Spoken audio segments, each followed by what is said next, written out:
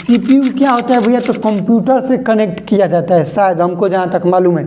Central processing unit इसका full form होता है। सीपीयू जो है, CPU central processing unit computer से कनेक्ट किया जाता है ताकि कंप्यूटर क्या दिखाए? एचडी वीडियो दिखाए हमको। क्या दिखाए?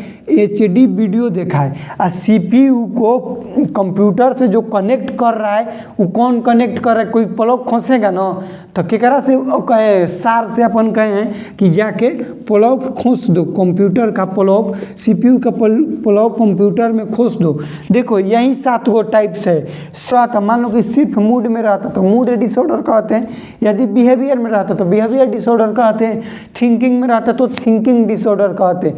नहीं, इस जो सिजोफ्रेनिया पेशेंट रहेगा उसमें तीनों टाइप के, तीनों एक ही साथ मिलेगा, इसलिए इसको हम कहें सिजोफ्रेनिया। इसका कि सिजोफ्रेनिया में किस चीज़ का लेवल बढ़ जाता है? सेरोटोनिन, एसिटाइलकोलाइन, नॉरपेनेफ्रिन, एपिनेफ्रिन या फिर डोपामाइन। बहुत सारा ऑप्शन आएगा आप लोग। नमस्कार दोस्तों, नर्सिंग के इस यूट्यूब चैनल पर आप सभी का स्वागत है। दोस्तों आज के वीडियो में हम लोग सिजोफ्रेनिया टॉपिक पढ़ने वाले हैं। ये जो टॉपिक है साइकेट्रिक नर्सिंग के अंदर आता है और इस टॉपिक के अंदर हम लोग जानेंगे सिजोफ्रेनिया क्या होता है, इसका कारण जानेंगे होने का कि क्या कारण है, साइन एंड सिम्टम्स और इसका मैनेजमेंट। ये सारा चीज़ हम लोग इसी वीडियो, एक ही वीडियो में जान जाएंगे। ये वीडियो लंबा होगा तो कृपया वीडियो के लास्ट तक बने रहिएगा। आइए हम लोग टॉपिक को शुरू करते हैं। तो सिजोफ्रेनिया हम लोग का टॉपिक है, इसको एकदम शुरू से शुरू करेंगे। इसको एकदम, इसका उत्पत्ति कहाँ से हुआ, कैसे हुआ, सारा चीज़ जानेंगे। देखो सबसे पहले हम लोग जानेंगे साइकेट्रिक डिसऑर्डर के बारे में। क्या जानेंगे? Psychiatric disorder. साइकेट्रिक डिसऑर्डर, जो साइकेट्रिक डिसऑर्डर है वो 2 टाइप के होते हैं। कितने टाइप्स के होते हैं? 2 टाइप के। एक होता है साइकोसिस और एक होता है न्यूरोसिस। साइकोसिस और दूसरा होता है न्यूरोसिस। साइकोसिस में भी 2 होते हैं, एक होता है ऑर्गेनिक और दूसरा होता है फंक्शनल। ऑर्गेनिक के अंदर आता है हम लोग का डेलीरियम और डिमेंशिया।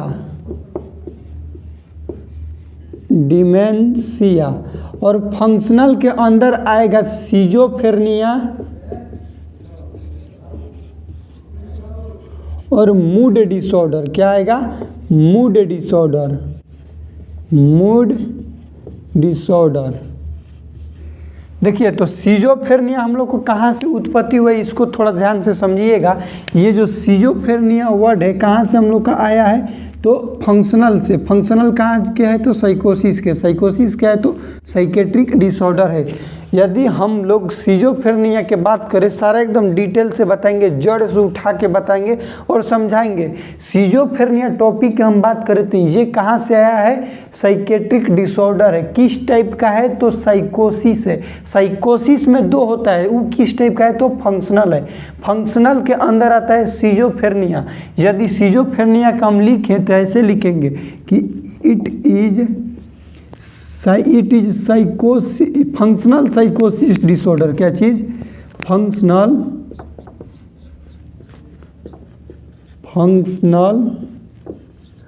साइकोसिस डिसऑर्डर।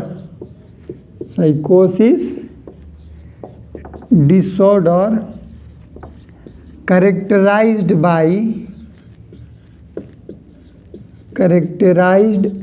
बाय अब इसमें क्या क्या होता है वो हम आगे बताएंगे। ठीक, कैरेक्टराइज्ड बाय इतना समझिए कि सिजोफ्रेनिया इज अ फंक्शनल साइकोसिस डिसऑर्डर। इसको नीचे से ऊपर उठाओ। सिजोफ्रेनिया इज अ फंक्शनल साइकोसिस डिसऑर्डर कैरेक्टराइज्ड बाय, इसमें क्या साइन सिम्टम्स आता है उसका डिफिनेशन हम लिखवाएंगे। इतना तक समझ गए। अब देखो ये जो सिजोफ्रेनिया वर्ड है, क्या चीज़? सिजोफ्रेनिया वर्ड है, ये 2 शब्द से मिल के बना हुआ है। सिजोफ्रेनिया जो वर्ड है ये 2 शब्द से मिल के बना हुआ है। एक है स्वीज। क्या है? स्वीज। और एक है फ्रेनिया। क्या है? फ्रेनिया। स्वीज का मतलब होता है डिवीजन या फिर स्प्लिट, डिवीजन या फिर स्प्लिट। और फेरनिया का मतलब होता है माइंड, क्या होगा, माइंड। इसका मतलब कि हम लोग के माइंड में कोई भी डिवीजन मतलब बंटवारा, और इस माइंड का मतलब हम लोग का जो माइंड है उसको डिवीजन, स्प्लिट का मतलब टुकड़ा हो जाना या फिर उसका बंटवारा हो जाना माइंड में। यानी कि सिजोफ्रेनिया माइंड में गड़बड़ी करता है, उसके बंटवारा करता है, उसमें बहुत सारा तरह के डिसऑर्डर पैदा करता है, उसको हम लोग सिजोफ्रेनिया कहेंगे। सिजोफ्रेनिया ऐसे लिखेंगे कि the word schizophrenia made up by the two word, पहला स्विच, दूसरा फ्रेनिया। स्विच का मतलब डिवीजन या फिर स्प्लिट, फ्रेनिया का मतलब माइंड होता है। ठीक, अब देखो पहले भी रोग होता था, आज भी हो रहा है। पहले जब ये जो है सिजोफ्रेनिया हो रहा था तो नॉर्मल आदमी कह देते थे कि इसको भूत दिया है, पिशाच दिया है, भूत पिशाच के नाम से जाना जाता था। लेकिन इसी में एक आया साधु महात्मा ओझा पकड़ जो भी कहिए, वो आके कहा कि जौन जन्म ई सिम्टम्स दिख रहा है हमको लगता है कि सिजोफ्रेनिया है। और सिजोफ्रेनिया का मतलब बताइए दिए कि माइंड में डिवीजन हो रहा है, उसको सिजोफ्रेनिया बोल दिए। तो ये जो सिजोफ्रेनिया वर्ड है, वर्ड ध्यान देने यहाँ सब्जेक्टिव बनता है कि सिजोफ्रेनिया वर्ड किसने बताया था, किसने कॉइंड किया था, तो उस आदमी का नाम है यूजीन ब्लूयर। क्या नाम है, यूजीन ब्लूयर। इसको हमेशा याद रखिएगा क्योंकि यहाँ से ऑब्जेक्टिव बहुत बार आया हुआ है कि the terms schizophrenia coined by, ये जो टर्म्स है सिजोफ्रेनिया किसने क्वाइंड किया, तो यूजीन ब्लूयर नामक जो आदमी थे वो सिजोफ्रेनिया का टर्म्स दिए थे। यहाँ तक क्लियर है। अब देखो अब आगे हम बताते हैं कि ये जो है सिजोफ्रेनिया इसका क्या है। तो इट इज जस्ट फंक्शनल साइकोसिस डिसऑर्डर कैरेक्टराइज्ड बाय बैट, यहाँ पे लिख दो BAT, बैट। बी के मतलब बिहेवियर, ए का मतलब अफेक्ट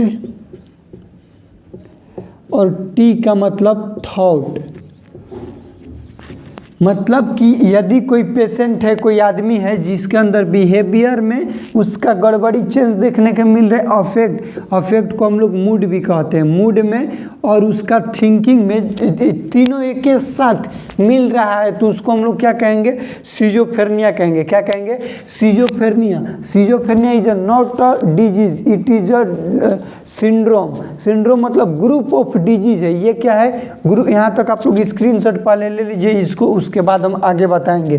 सिजोफ्रेनिया जो है वो ग्रुप ऑफ डिजीज है। जैसे कि ग्रुप ऑफ डिजीज कहने का मतलब यही होगा कि इसमें हम लोग को बिहेवियर में गड़बड़ी हो रहा है और मूड में और थिंकिंग में, ये तीन चीज़ देखने के लिए मिल रहा है, इसलिए इसको हम क्या कहेंगे, ग्रुप ऑफ डिजीज। ये रहा था, मान लो कि सिर्फ मूड में रहता तो मूड डिसऑर्डर कहते हैं, यदि बिहेवियर में रहता तो बिहेवियर डिसऑर्डर कहते हैं, थिंकिंग में रहता तो थिंकिंग डिसऑर्डर कहते हैं। नहीं, इस जो सिजोफ्रेनिया पेशेंट रहेगा उसमें तीनों टाइप के, तीनों एक ही साथ मिलेगा, इसलिए इसको हम कहें सिजोफ्रेनिया। इसका डिफिनेशन लिखना होगा तो लिखेंगे कि इट इज अ फंक्शनल साइकोसिस disorder characterised by BAT, disturbance in BAT. यहाँ पे कैरेक्टराइज्ड बाय के बाद लिख दीजिएगा कि disturbance in BAT, disturbance in BAT, behaviour, affect और थिंकिंग। यहाँ तक क्लियर। अब हम लोग जानेंगे सम फैक्ट इसके बारे में कि आखिर ये जो होता है किस में ज़्यादा और किस में कम होता है। तो यहाँ पे लिखिएगा तो नंबर देखिए अगला कि some fact about schizophrenia. Some fact कहने का मतलब कि इसमें सिजोफ्रेनिया किस में ज़्यादा और किस में कम होता है। तो जैसे जो सेक्स रेशियो के बात करें, सेक्स रेशियो के, तो मेल में ज़्यादा होता है, more common in male, more common in male than female, यानी कि फीमेल की तुलना में मेल में सिजोफ्रेनिया ज़्यादा देखने के लिए मिलता है। पहला हो गया सेक्स रेशियो। दूसरा आ जाइए socio economic condition, socio economic condition. आप लोग को एग्जाम में ठीक इसी प्रकार से लिखना होगा। सम फैक्ट सोशियो इकोनॉमिक कंडीशन में आएगा कि जो गरीब आदमी है उनमें ज़्यादा ये सब देखने के लिए मिलेगा, यानी कि लो सोशियो इकोनॉमिक कंडीशन जो रहेगा, लो सोशियो इकोनॉमिक कंडीशन, ऐसे सोशियो इकोनॉमिक कंडीशन जो रहेगा, SEC लिख दिए, सोशियो इकोनॉमिक कंडीशन, उसमें ज़्यादा देखने को मिलेगा। अगला आए मैरिटल स्टेटस, क्या चीज़, मैरिटल स्टेटस, तो ये अनमैरिड में ज़्यादा देखने को मिलता है। किसमें, अनमैरिड में, अनमैरिड में। ध्यान से देखिए और समझिए, सिजोफ्रेनिया के बारे में सम फैक्ट, ये एक्चुअली में होता है, ये कोई झूठा बात नहीं है, एक्चुअली में है कि जो अनमैरिड पेशेंट है उसमें ज़्यादा देखने के लिए मिलता है। लो सोशियो इकोनॉमिक कंडीशन वाले जो कोई पर्सन उसमें ज़्यादा देखने के लिए मिलेगा। सेक्स रेशियो की बात करें तो मेल में ज़्यादा होता है, यानी कि बॉय में ज़्यादा होता है गर्ल्स की अपेक्षा, गर्ल्स की तुलना में। ये सम फैक्ट हो गया, इसको भी आप लोग लिख लीजिए। उसके बाद हम लोग जानेंगे इसका कॉजेज, कि क्या कारण है सिजोफ्रेनिया होने का, कॉजेज के बात करेंगे। अब इसको आप लोग स्क्रीनशॉट ले लीजिएगा।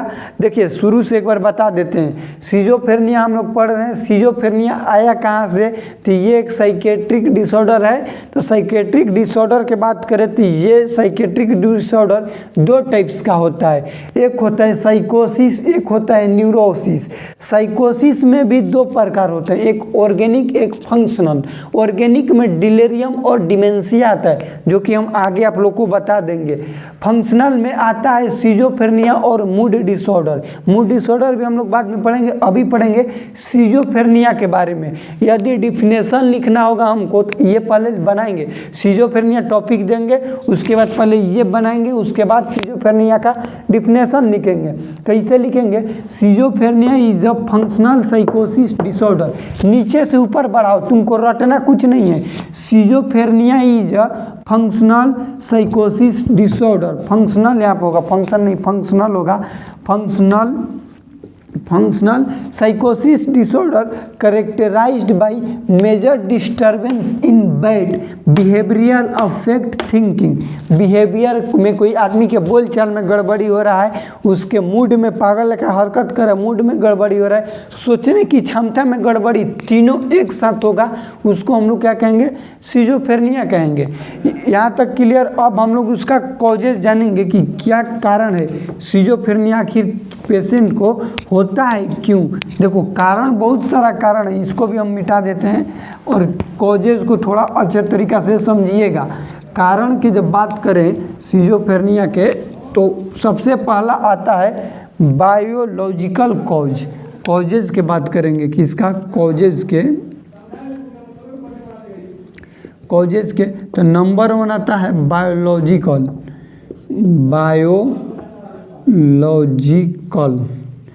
ये बायोलॉजिकल के अंदर 3 कारण आता है। बायोलॉजिकल क्या है, कारण है जिसके अंदर 3 गो आएगा। एक आएगा बायोकेमिकल,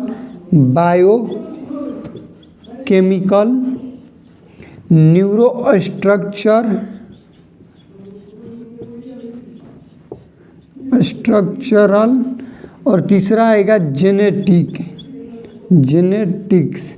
ध्यान से समझो, कॉजेज का हम बात करें सिजोफ्रेनिया के, तो इसमें एक कॉज मेन है जो कि है बायोलॉजिकल। बायोलॉजिकल कहने का मतलब कि एक ट्रेन है, जो बड़ा ट्रेन है, ये मेन कारण होगा। ट्रेन के अंदर छोटे छोटे जैसे डिब्बा होता है, उसके अंदर ये 3 गो डिब्बा इसका है, मेन कारण हो गया बायोलॉजिकल। इस बायोलॉजिकल के अंदर ही ये तीनों कारण आता है, बायोकेमिकल, न्यूरो स्ट्रक्चरल और जेनेटिक। अब नंबर 1 हम लोग एग्जाम में भी ठीक इसी प्रकार से लिखेंगे, बायोलॉजिकल ऐसे दे देंगे, बायोकेमिकल, न्यूरोस्ट्रक्चरल और जेनेटिक। अब बायोकेमिकल जो है उसको नंबर हेडिंग में दीजिएगा बायोकेमिकल को, और लिखेंगे कि in this type of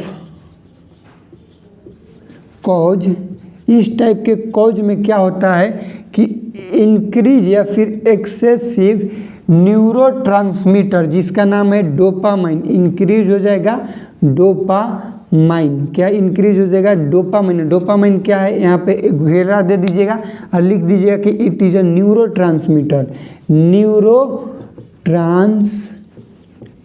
metre, इसको लिख दीजिएगा, ये डोपामाइन। अब देखो क्वेश्चन ऑब्जेक्टिव में भी बहुत सारा बनता है कि सिजोफ्रेनिया में किस चीज़ का लेवल बढ़ जाता है, सेरोटोनिन, एसिटाइल एल्कोलाइन, नॉरएपिनेफ्रिन, एपिनेफ्रिन या फिर डोपामाइन। बहुत सारा ऑप्शन आएगा आप लोग को, तो उसमें डोपामाइन हमेशा याद रखिएगा कि इंक्रीज रहता है।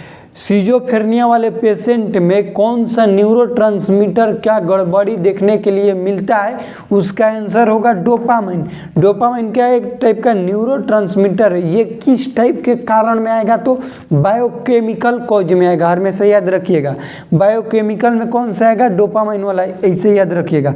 न्यूरोस्ट्रक्चरल, देखो न्यूरोस्ट्रक्चरल की कैसे याद रखेंगे, न्यूरो कहने का मतलब कि न्यूरॉन रिलेटेड टू ब्रेन, ठीक है, न्यूरॉन रिलेटेड टू ब्रेन। और स्ट्रक्चर कहने का मतलब कि बनावट, क्या चीज़, बनावट, यानी कि ध्यान से समझो, ब्रेन के बनावट में गड़बड़ी होगा उसको हम लोग क्या कहेंगे, न्यूरोस्ट्रक्चरल कॉज है, गड़बड़ी होगा। तो इसमें क्या होता है कि ब्रेन का जो पार्ट होगा, कौन होगा, ब्रेन का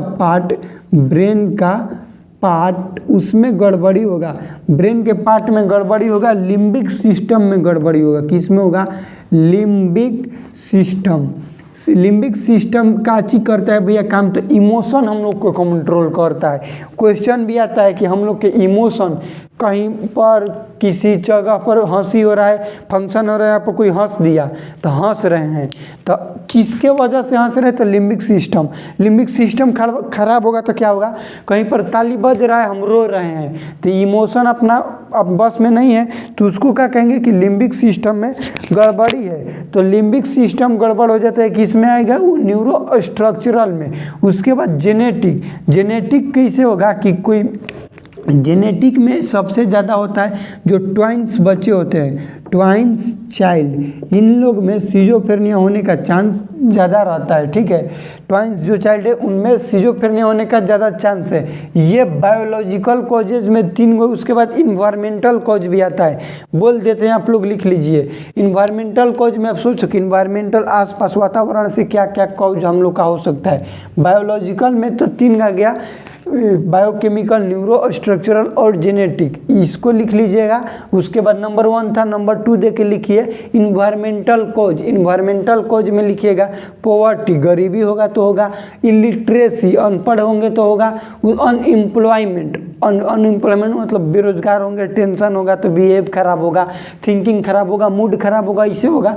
तो ये हम लोग का इन्वायरमेंटल फैक्टर हो गया, तो इसका कॉज हो गया सिजोफ्रेनिया का। यहाँ तक समझ गए। अब हम लोग जानेंगे कि साइन एंड सिम्टम्स, यदि कोई पेशेंट को सिजोफ्रेनिया हो जाता है तो उसका क्या साइन एंड सिम्टम्स है और किस तरह से हम लोग पता करेंगे।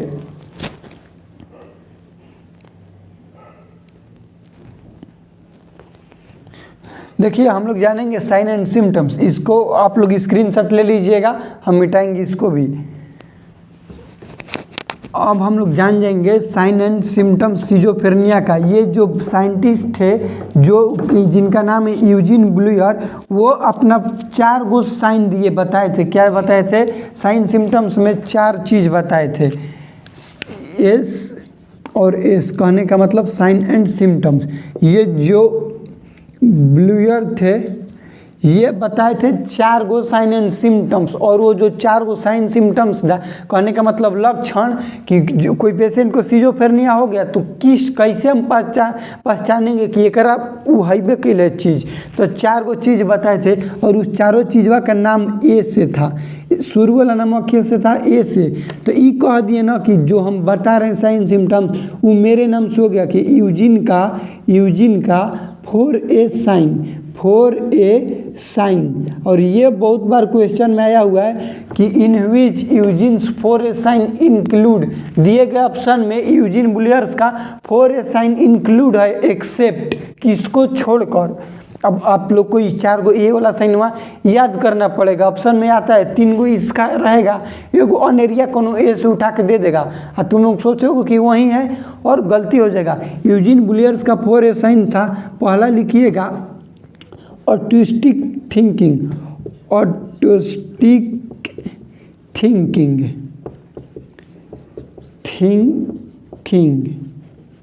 दूसरा लिखिएगा एम्बिवैलेंस, एम्बिवैलेंस, बैलेंस। तीसरा यहाँ पे लिखते हैं, तीसरा था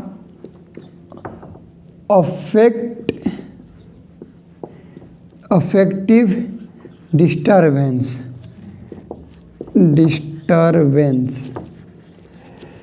ऑटोस्टिक thinking, ambivalence, affective disturbance, associative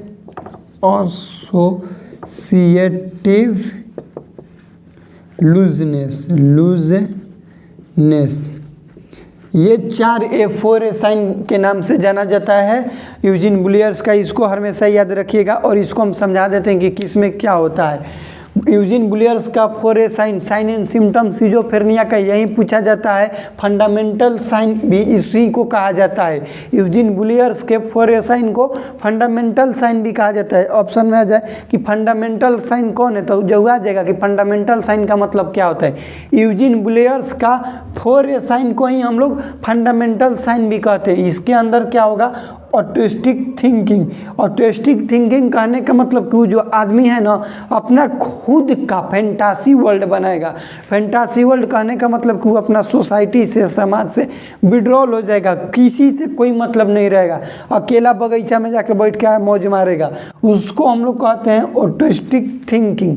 उसके बाद एम्बिवैलेंस, उसका जो सेंस करने का, फील करने का कोई भी चीज़ है, सेंसरी ऑर्गन द्वारा परसेप्शन करने का थिंकिंग है, वो सारा चीज़ गड़बड़ हो जाएगा। अफेक्टिव डिस्टर्बेंस और एसोसिएटिव लूजनेस, ये 4 गो 4A साइन है यूजीन बुलियर्स का, और ये बहुत बार एग्जाम में आया हुआ है 4A साइन। इसको रट्टा मार लो बस, 4 गो एक के साइन।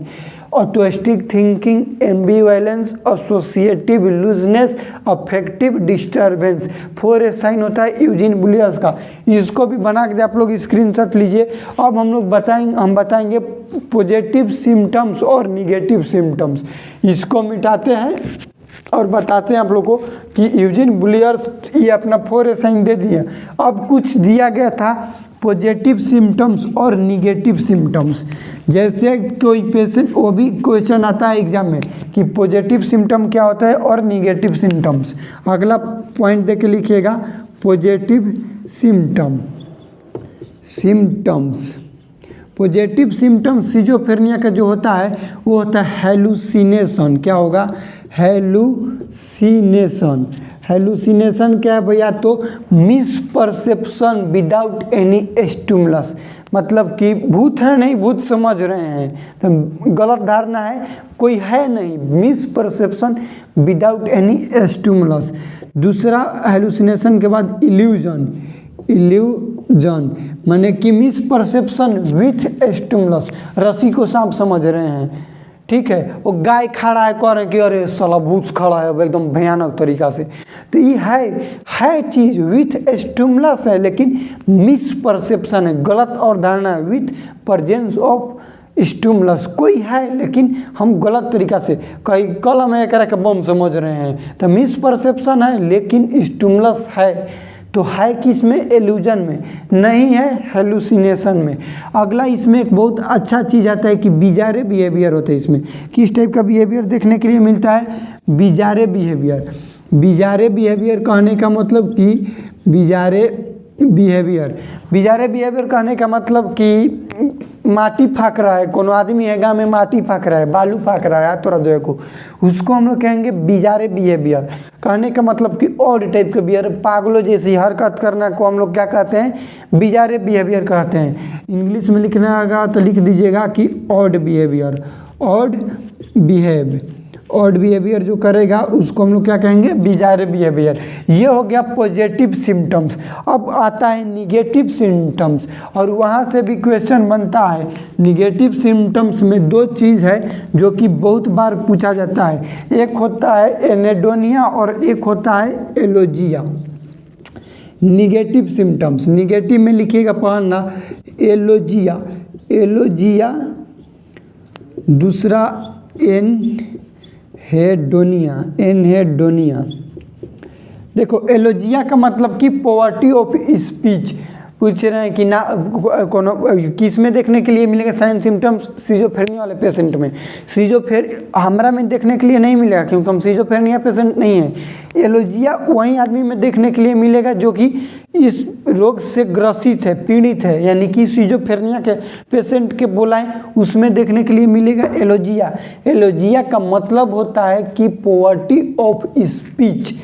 लिखना बोल रहे हैं, एलोजिया का मतलब होता है पॉवर्टी ऑफ स्पीच।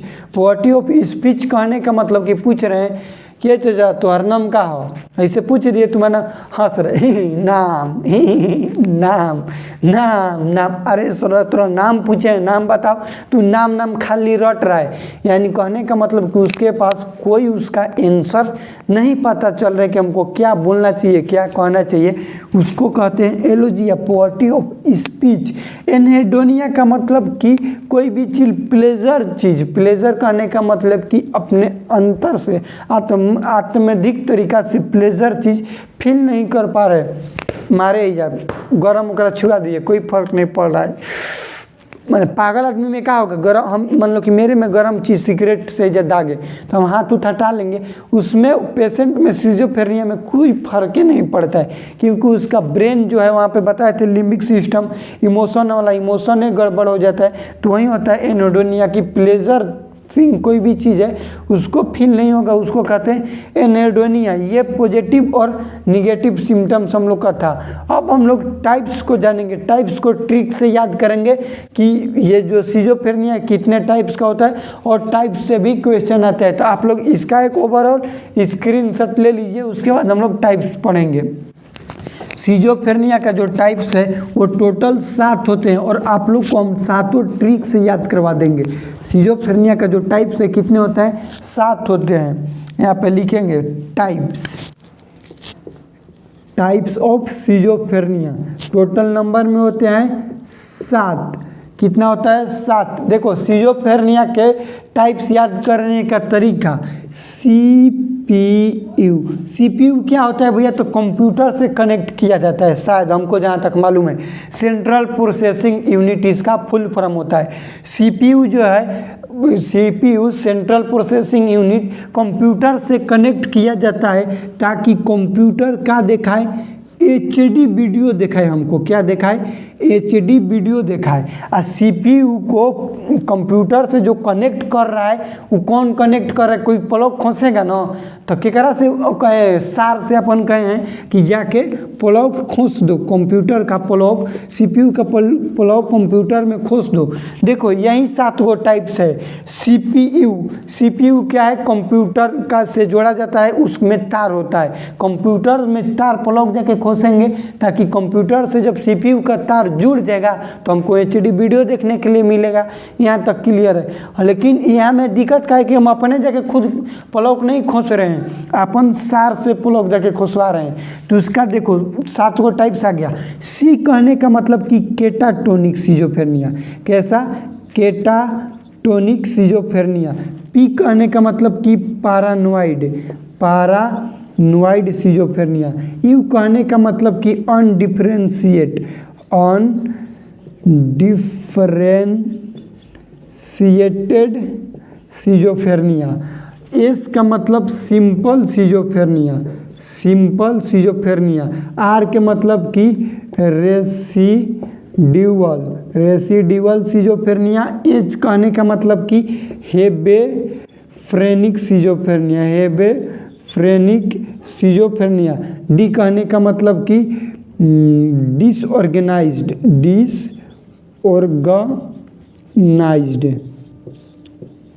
इस ट्रिक को आप लोग याद कर लीजिएगा और बहुत अच्छा लगेगा। इस ट्रिक को जो CPU होता है कंप्यूटर से कनेक्ट करते हैं ताकि HD मूवी हमको देखने के लिए मिले, लेकिन जो कनेक्ट कर रहे हैं वो हम लोग का सार है 7 गो। सी कहने का मतलब केटाटोनिक सीजोफ्रेनिया, पी से पैरानोइड सीजोफ्रेनिया, यू से अनडिफरेंशिएट सीजोफ्रेनिया, एस मतलब सिंपल सीजोफ्रेनिया, आर का मतलब रेसिड्यूअल सीजोफ्रेनिया, एच का मतलब हेबेफ्रेनिक सीजोफ्रेनिया, डी कहने का मतलब कि डिसऑर्गेनाइज्ड सीजोफ्रेनिया।